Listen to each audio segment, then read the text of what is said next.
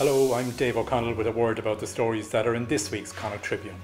The debate over Galway's planned outer bypass or ring road continues to brew this week, with residents groups on either side of the city meeting to voice their opposition to the impact that this would have on their respective areas.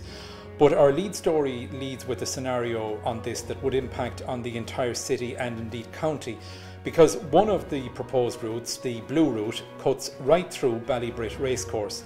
And while this would eventually be a tunnel, it would conservatively take at least 9 months to construct this overground, and at the very least 2 years for that ground to settle to what we'll call a raceable state. That means no Galway races and no €60 million summer bonanza for the city and county over that time, or indeed beyond. You can see the Blue Route here dissecting the racecourse, which is the shaded area in the centre. And even the red route to the north of Ballybrit would wipe out the stables, while that would also mean no racing. And to the south, it would cut through the entrance to the course itself. Elsewhere, President Michael D. Higgins was in Galway this week, and while its primary purpose was to address a conference at NUIG on human rights, he also had some interesting observations on student drinking and indeed on drinks companies, which he said were preying on students.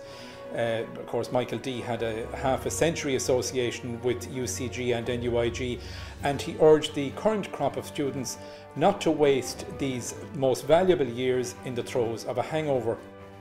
We've loads on the novena at the cathedral, attracting massive crowds of 10,000 a day all week.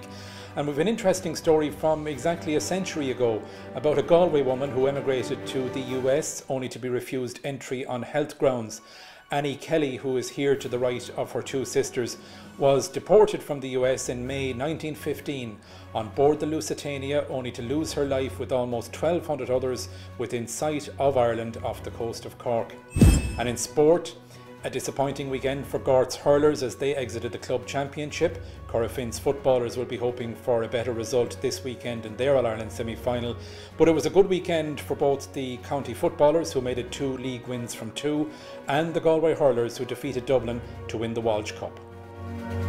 So all of that and loads more in this week's paper, which is in the shops this Thursday morning and every Thursday morning, or you can download our new Connacht Tribune app, which is available at the App Store or from Google Play.